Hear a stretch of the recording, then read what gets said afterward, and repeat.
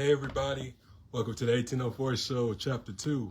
I'm your host, Dollar Will, and this is another episode of 1804 History.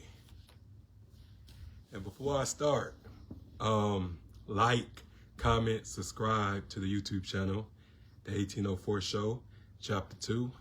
Hit the bell for feature notifications for the show, and let's get it. So, today, I know I was supposed to have done this at 12 o'clock, but I couldn't wait. I was anxious to get this out. But we're going to talk about Mr. Chairman Fredrick Allen Hampton, who was assassinated back on December 4th, 1969, in a raid that claimed the life of him and Mark Clark. And it was pretty much a bloodbath. But I'm gonna do pretty much things a little bit different because I know everybody saw the movie Judas and the Black Messiah. So I'm gonna just talk about the things that wasn't shown in the movie and wasn't publicized. But first off, man, what really made me mad about the movie was because they really try to make you feel like the snitch, the informant, William O'Neal, was the victim here. And he wasn't no victim. The nigga knew what he was doing. They trying to say because he was blackmailed by the FBI that he had to participate in the murder. Even though he felt like he didn't pull the trigger, he felt like, oh, I didn't kill him. I just assisted. I just wrote the floor plan out to his apartment. So I didn't kill him because I didn't pull the trigger. But you were one of the main ingredients. How else they would have known where his room was at and where he was sleeping at if you didn't apply the floor plan? But the one thing about denial is that you can lie to yourself for so long to the point that you begin to believe your own lies.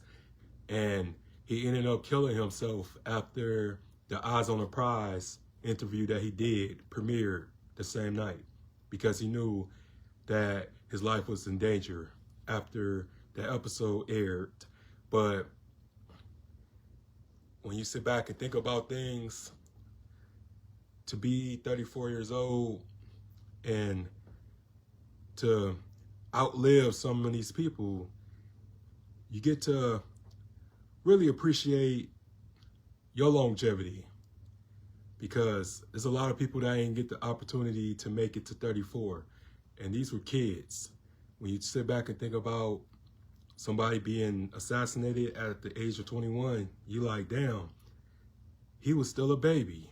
But yet he was in these streets doing a damn thing and marching and really outside while a lot of people are in the house, or a lot of people making Facebook statuses or tweets and stuff like that, acting like they're activists, but they're not. They're just talking.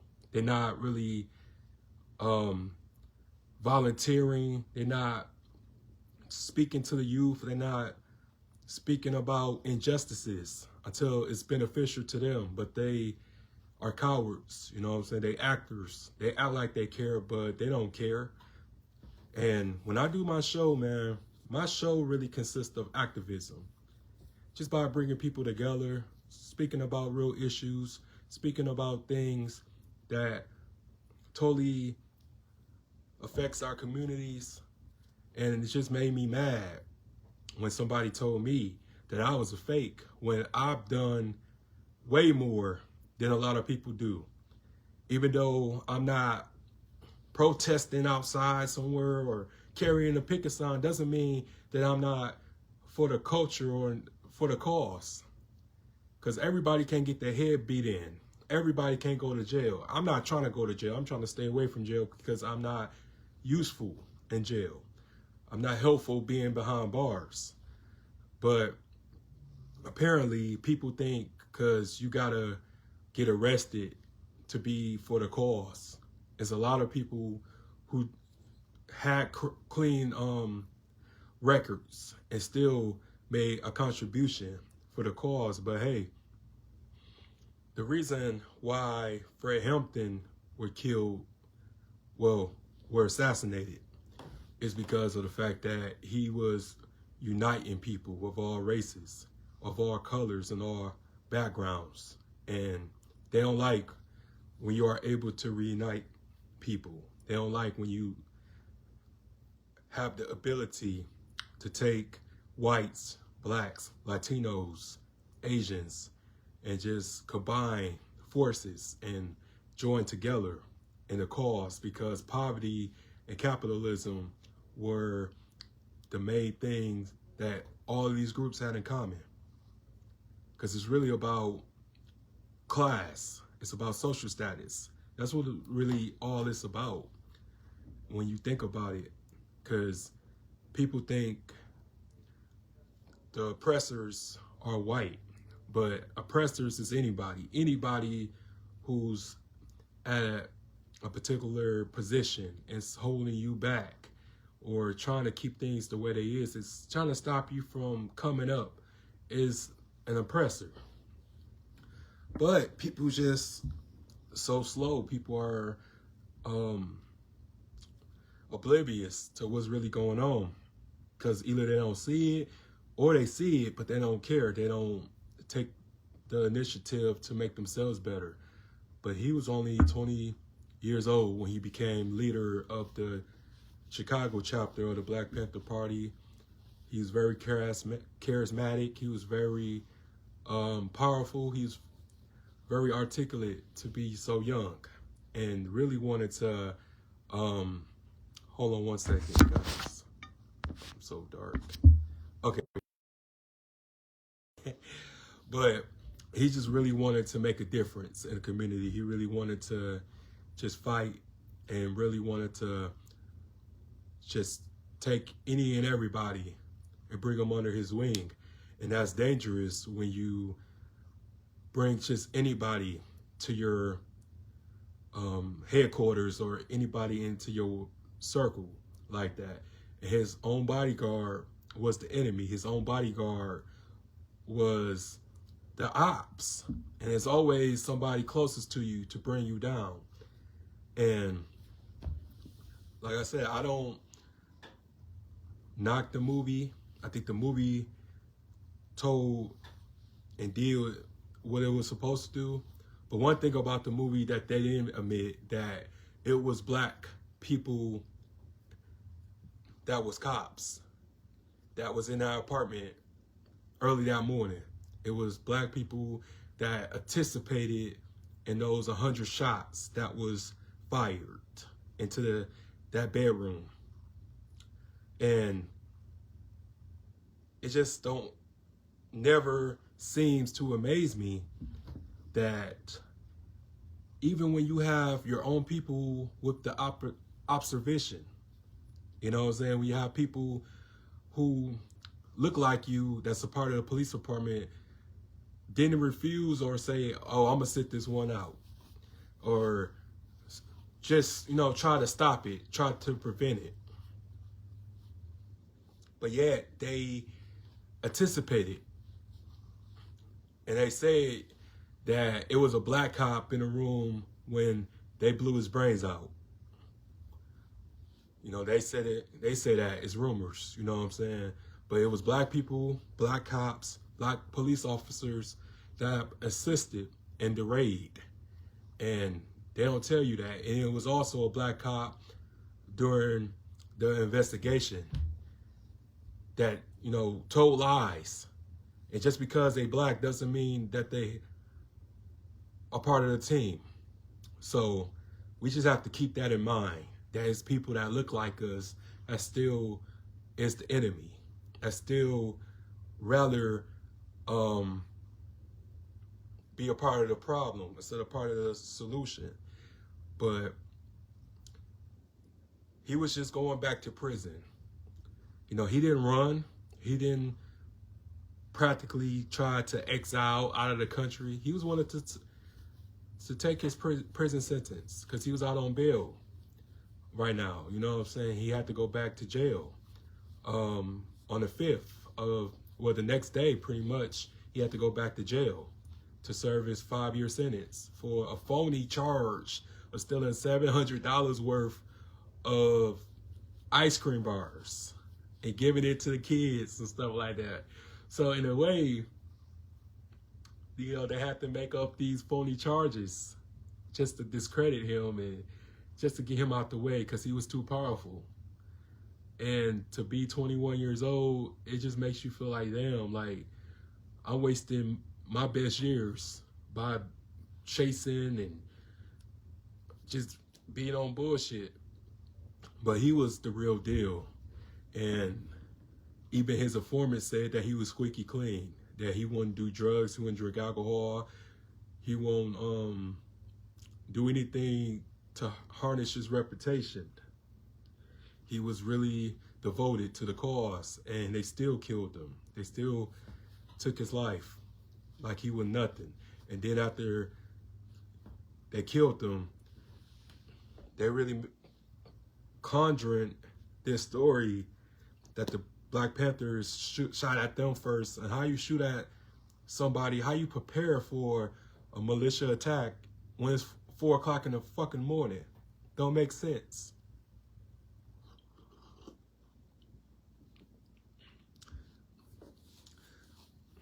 And then you have to drug the man. Like, you couldn't fight him head up. You couldn't fight him one-on-one. You had to make sure that he was incapacitated to attack him. And the one shot that came from the inside was from Mark Clark's shotgun when he got shot in the chest. And it's really a tragic story when you sit back and think about it, because he ain't doing anything wrong. All he was trying to do was just trying to make the world a better place. He was trying to make Chicago a better place. And that's why Chicago is the way that it is now, because of what happened to him. It's the karma that came back 100 times fold for taking out the last person that truly cared. You know what I'm saying? That he was really doing like a whole lot of dirty shit, playing him and Jeff Ford of the Blackstone Rangers against each other in these cartoons that they used to make up and these fake ass reports. They you know what I'm saying, the Black Keystone Rangers and the Black Panther Party, they were all like, you know what I'm saying, got a hit out on you. Like, just making up these false stories to get these two camps or these two groups to beef with each other so they can take each other out. But luckily, Jeff Ford and Fred Hampton met up, because in the movie they say it was the some falsified game. I forgot what it was. But it was just a whole lot of fictional stuff in the movie. That's what they don't tell you about.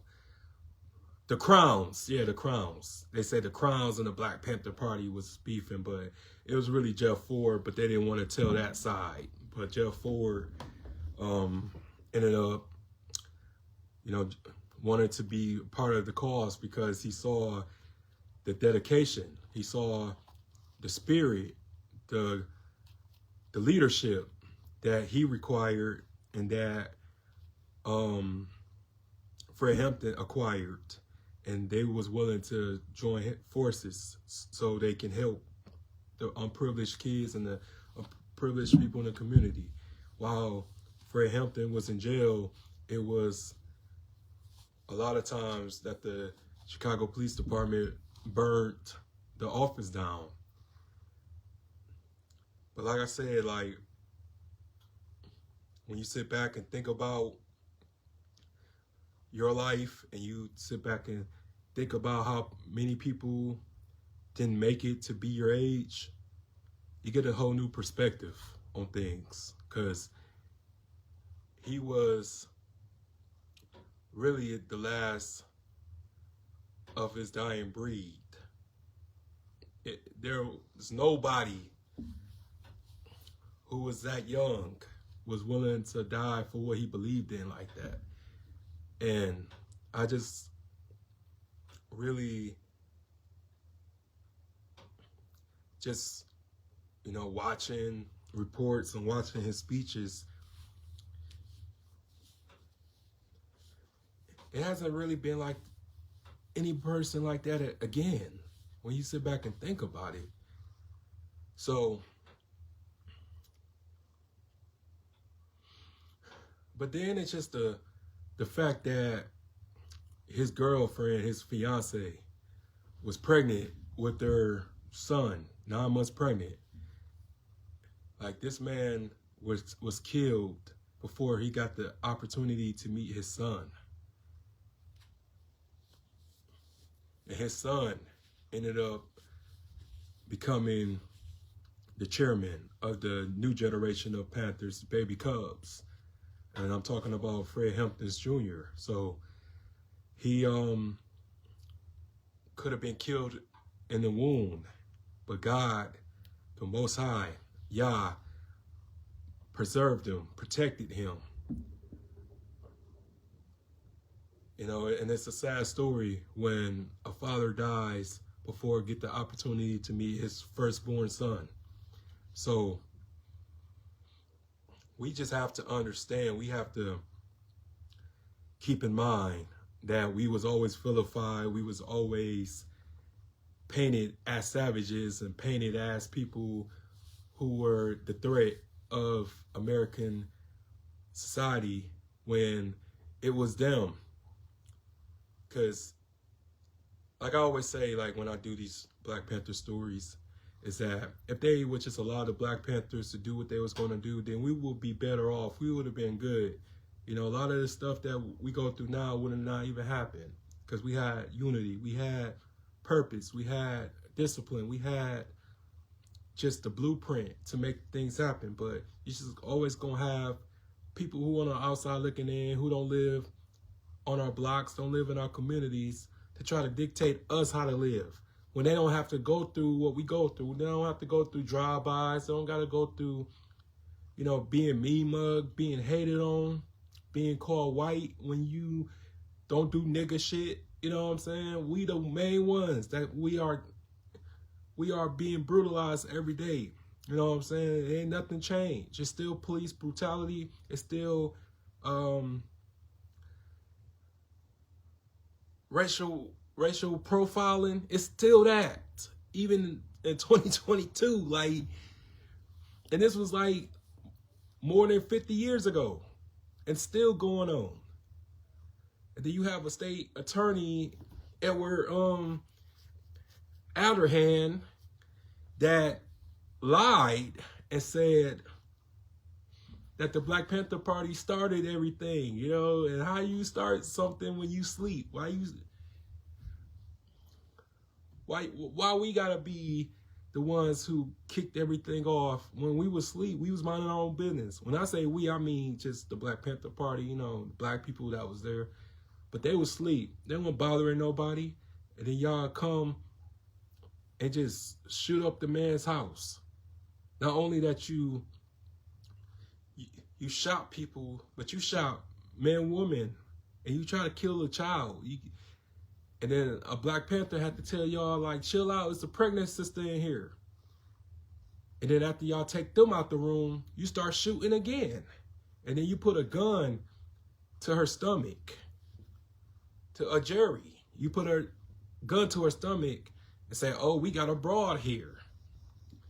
And then you handcuffed her and you say, oh, he's barely alive. And then you shoot him multiple times and they say, he's good and dead now. But again, like, that just shows the cowardness of people, that you have to drug a man, a young man at that, to take him out. And I don't care what anybody say, like, you can say what you want, but I'm just telling y'all what happened. And I'm just telling y'all what's heavily documented.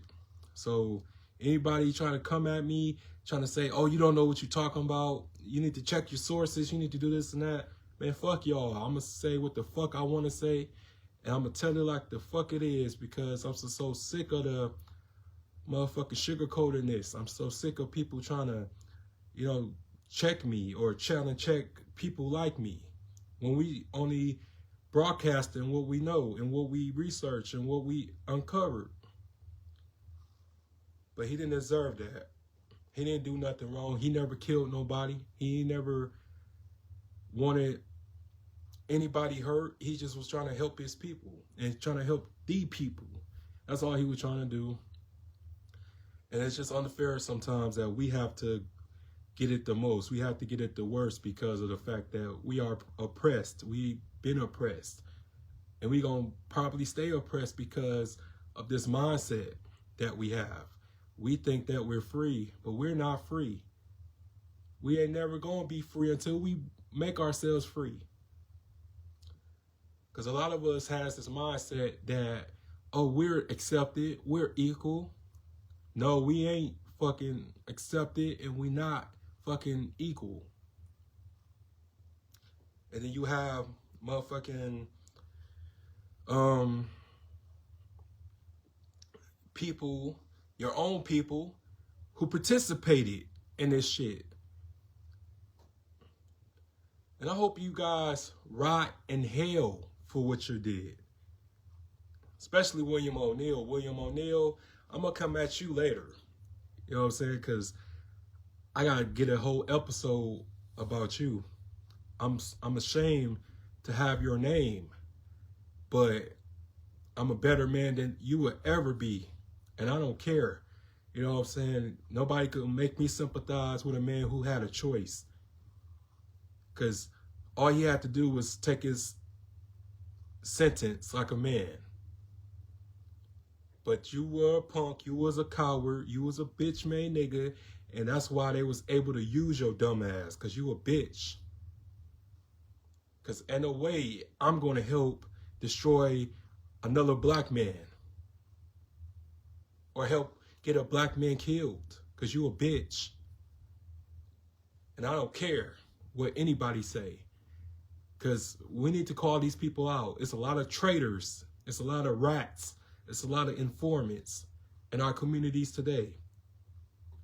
And we used to hate rats. Rats got dealt with, but now they are celebrated.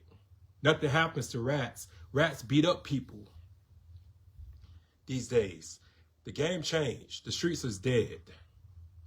But I just want to say rest in peace to Mr. Chairman Fred Hampton. And thank y'all for watching. And I just want to say, like, to anybody who was offended by it, I don't care. Because this is tough skin. This ain't for people who sensitive. Because I don't care about that. My job is to tell you guys these stories and to tell y'all why we're in the position that we is today.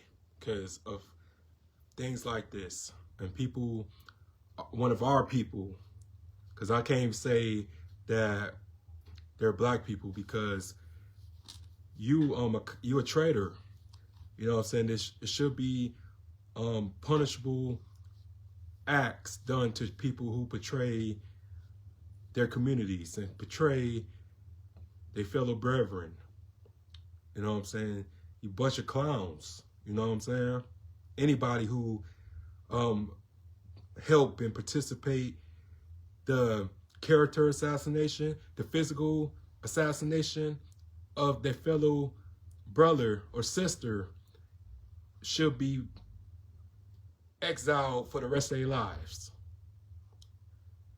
Should face public persecution and everything. He should still be alive today. He was only a kid. Him and Mark Clark was only kids, and y'all still did what y'all did, because y'all some bunch of cowards. But I'm out, y'all. Subscribe to the YouTube channel. Hit that bell for future episodes. If you want to donate to the Cash App, my Cash App, $, the 1804 show. And I'm out. Peace.